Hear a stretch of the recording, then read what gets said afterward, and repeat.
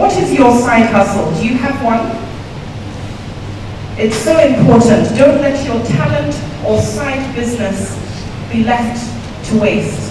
At the same time, if you're employed, be very careful about conflict of interest and don't let that make you lose your job. Now I'd like to talk about some of these opportunities that there are in terms of what you can do with your time. Are you good at public speaking, cooking? Are you good at acting, drama? Just think of what it is. What do people see you and say, oh, you're so good at this? They keep coming to you for advice. Are you good at business planning? Can you do people's business plan? These are all ways that you can use to earn additional income. Relationships are critical. You need to invest in relationships. Someone once said, surround yourself with enablers and rid yourself of disablers. It sounds a little mercenary, especially if some disablers are members of your family. So you've got to be conscious. Try to be with people that propel you forward, that motivate you, encourage you. We all know when we're around people that drain us.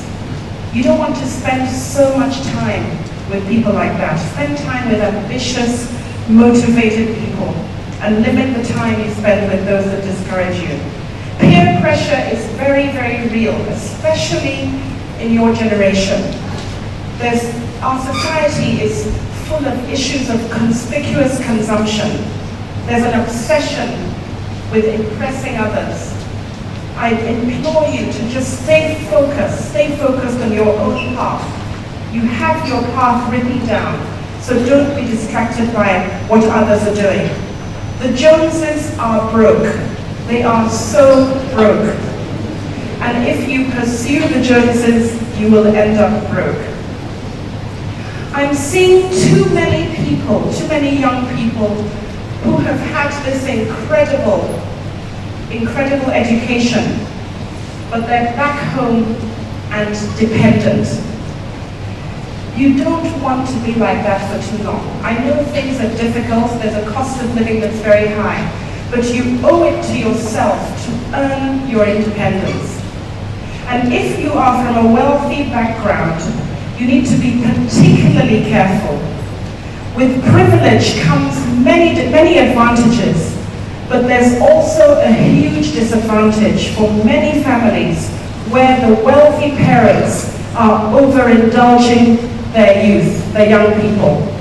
Now this makes you unemployable, it makes you unable to work hard, it makes you unable to sustain a job. So it might seem very nice to be born into wealth and to have so much largesse, but it can destroy your future. So for parents who have a lot of wealth, be very, very careful. And for the young people here with young families, as you create wealth, just remember that. You find that many of the most successful people all over the world were not born into wealth. So you've got to be careful to ensure that you don't damage your children while you're trying to give them the best that you can and better than what you had yourself. So be mindful of privilege and overindulgence and earn your independence. After the wedding comes the marriage. I've been to so many weddings in the recent past, and it's quite staggering, huge weddings. And sadly, within a year or two, it's all over. So it's like we're very, very consumed by that day, and not much thought has gone into time afterwards. Are you in a serious long-term relationship? The choice of your spouse is the most important decision that you can ever make. It is so important to take that decision very, very seriously. For the ladies here, for the young ladies, I know you are under incredible pressure. As soon as you finish your youth corps, aunties and uncles, where is he? Where is he? Where's the ring? What's happening? Please don't feel pressured. It is so important that you find the person with the right values that match yours, that you can work this path together. Money matters are the leading source of friction, separation, and divorce across the world, not just here in Nigeria. So you don't want to make that mistake. We've talked about overindulging children. What do you owe your children? You owe your children the best education that you can afford, not the best education that your friends can afford, because you run into trouble. If everybody is sending their children to a particular school and you can't afford it, the best education starts from home, not in school. So do be conscious of following your own path. You owe your children the non-material aspects of life: love, affection, attention, respect, and the unconditional acceptance of who they are. Teach your children about money as early as you possibly can. It's important they begin to understand the value of money. Pocket money, chores, allowances, vacation jobs, these are things that you should start as early as possible. It's so important that they work during the holidays. Even the youngest children can find something to do and just earn a bit of money. You'll find that your children will treat the money that they earn very differently from the money that you give them. So just remember that they will spend all your money, but they will save theirs. So try to make them do some work during the holidays. I've tried this and it really works. There was once my children just asked for, they wanted 5,000 to hang out at the mall or whatever. And my husband said that everybody had to be employed by Monday.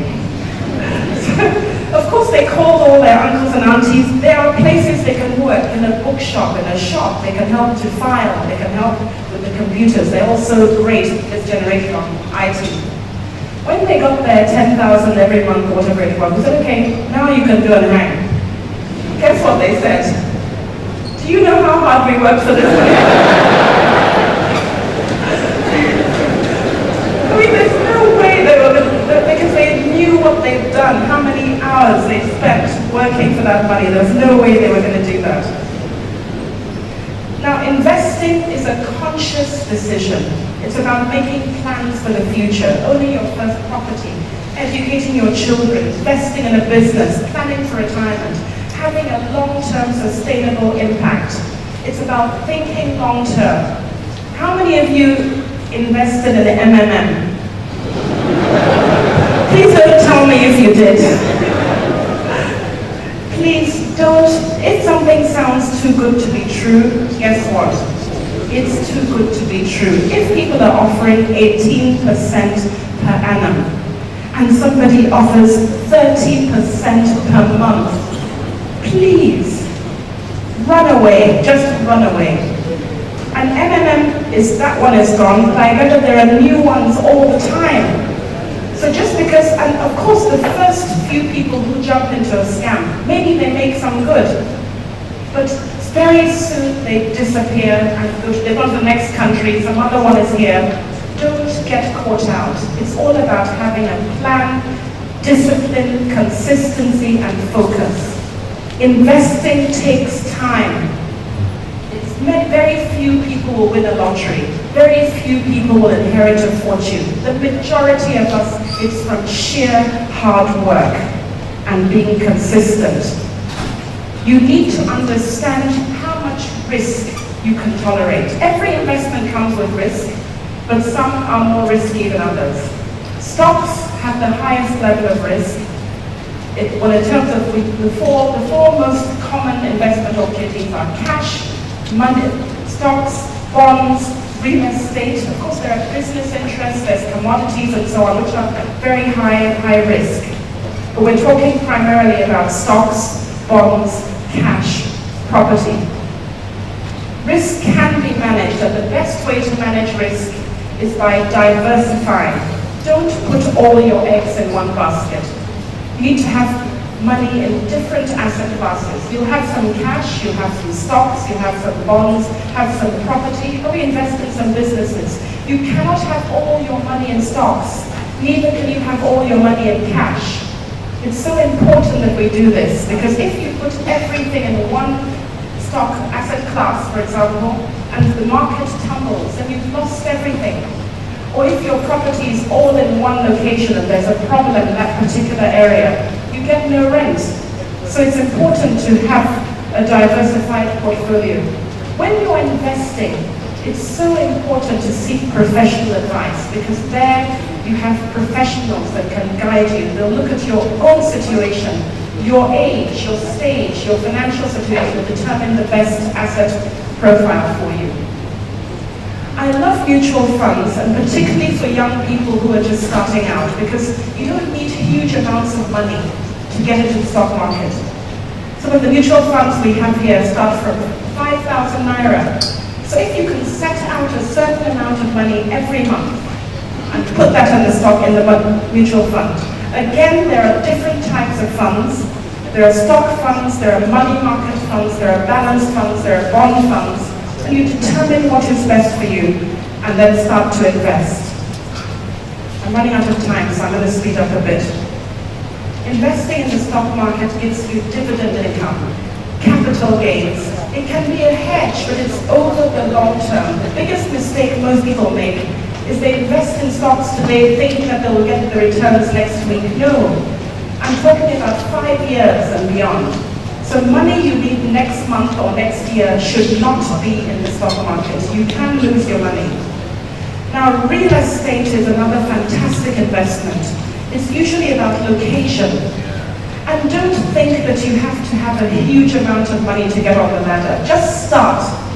You can start with a plot of land.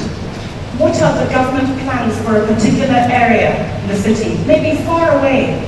It doesn't mean you have to live on the property, but real estate is one of the most powerful investments that you can invest in. Start small, but just get started. It provides rental income, capital appreciation. You owe it to yourself, even though you seek professional advice, to develop your knowledge. Like events like this, when you take it on yourself to try to improve yourself. You have to understand what you're investing in, so that people can't scam you so easily. Invest in regulated products, invest with regulated institutions. Don't just invest somewhere because your cousin or brother works there. The central bank, the Securities and Exchange Commission, the stock exchange, they regulate the environment. So be very careful with your choices. Now, after you have built wealth and you're creating wealth, protect your assets with insurance. Your property, I'm sure if I take a poll here, most people have third-party insurance on their car. It's important to insure your assets properly, especially now that the naira has lost so much value. Your assets are underinsured, so if you try to replace your car, you'll find that the premium you're paying cannot cover a new car. Your house, have you valued it properly? Maybe you valued it a year ago, but if you had to replace some of those assets to be so different. Your insurance involves your health, your life. If you have a young family and you're the primary breadwinner, what if something happens and you can't work? You want to have insurance, educational insurance, life insurance to take care of your family during that period. And health insurance, I said before, just one bad illness can turn the tide from riches to rags. Retirement, it sounds ridiculous talking about retirement to a young audience, but you're going to spend about a third of your life in retirement, so you have to plan for it from your first job. Your pension that you pay every month does not support you in retirement. It's going to be the stocks, the bonds, the property that you invest in. Now, it sounds odd as well talking about death when many of you are just starting out. But there are some triggers that must happen to make you think that you must write a will or have an estate plan. Are you getting married, divorced, remarried? Do you have children? Are you starting a business? Is there a significant change in assets? Is there a health scare? You need to have an estate plan. It's such a huge problem for us that many people don't have any plan, and things happen and suddenly their family is in total distress. even though they had a huge plan for their family in terms of what they wanted to happen. Joint accounts, life insurance, wills, trusts, these are all tools that you can use, and you owe it to your family. If you don't, the court determines what happens to your assets. I know a lovely family, they had 2 children. The parents both died in a car crash, and neither of them had a will. The court decided to send them to their illiterate grandparents in the village. They were living in Lagos and went to a private school here. That was not what the parents would have wanted. They would have preferred them to have a guardian. A will helps you to choose a guardian in your lifetime that will take care of your young children. Another family, many Nigerian men put their next of kin as brother instead of their wife. Maybe it was a traditional thing that hasn't changed, but it has to change. So next of kin brother, this young man put his father as next of kin. He wasn't married. And he forgot about it because many times in companies, the next of kin form is just forgotten about. It should be reviewed every year. He then got a job in a top bank, had 3 children, and then died after a brief illness. His next of kin was his father, who had 8 children and 2 wives. The company gave his entire entitlements to his father. So you can imagine, his children did not get very much. So it's a very morbid thought, but you do need to consider it when you have people that are depending